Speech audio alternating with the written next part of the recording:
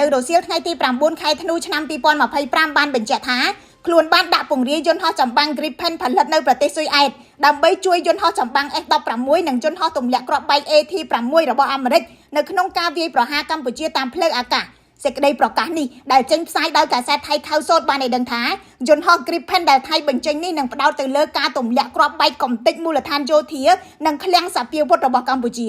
Gripen គឺជាយន្តហោះចម្បាំងប្រភេទទី3ហើយដែលប្រទេសថៃបានប្រើប្រាស់នៅក្នុងចំនួនក្នុងរយៈពេល48ម៉ោងកន្លងទៅនេះជាមួយនឹងកម្ពុជាមុនបញ្ចេញយន្តហោះស៊ុយអែត Gripen យោធាថៃបានវាយប្រហារតាមអាកាសនៅទីតាំងជាច្រើនកន្លែងដោយប្រើយន្តហោះចម្បាំង F-16 និងយន្តហោះវាយប្រហារធុនស្រាល AT-6 Wolverine ដែលផលិតនៅអាមេរិកដូចគ្នាយោងតាមកាសែតខៅសូតនៅព្រឹកថ្ងៃទី8ខែធ្នូយន្តហោះចម្បាំង F-16 បានវាយប្រហារទីតាំងកាំភ្លើងធំនិងមូលដ្ឋានទ័ពកម្ពុជាមួយចំនួនក៏ប៉ុន្តែมันមានការបញ្ជាក់ទទួលស្គាល់ពីក្រសួងការពារជាតិកម្ពុជានោះទេក្រសួងការពារជាតិកម្ពុជាបាននិយាយនៅក្នុងសន្និសីទសារព័ត៌មាននៅថ្ងៃទី9ខែធ្នូនេះថាយន្តហោះចម្បាំង F-16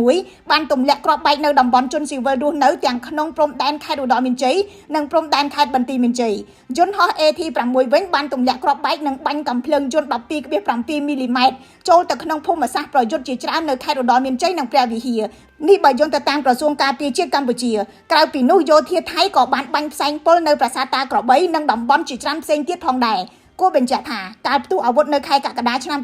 2025ថៃក៏បានប្រើយន្តហោះចម្បាំង F-16 និង Gripen វាយប្រហារកម្ពុជាដោយគ្រាប់បែកនិងផ្សែងពុលផងដែរប៉ុន្តែมันមានអន្តរជាតិកោតទោសនោះទេកម្ពុជាបន្តអំពាវនាវឲ្យថៃគោរពបទឈប់បាញ់និងកិច្ចព្រមព្រៀងសន្តិភាពប៉ុន្តែរដ្ឋមន្ត្រីការបរទេសថៃនិយាយថាកិច្ចព្រមព្រៀងសន្តិភាពបានប្រេះស្រាំទៅហើយខ្ញុំរស់សុធាពី News Today NTTV GAC គឺជារថយន្តគុណភាពខ្ពស់របស់ប្រទេសចិនបំពាក់បច្ចេកវិទ្យាទំនើបនិងមានតម្លៃសមរម្យបច្ចុប្បន្នរថយន្ត GAC កំពុងទទួលបានការគាំទ្រនិងពេញនិយមពីអ្នកប្រើប្រាស់នៅកម្ពុជានិងជុំវិញពិភពលោករថយន្ត GAC នាំចូលនិងចែកចាយផ្លូវការនៅកម្ពុជាដោយក្រុមហ៊ុន TH Group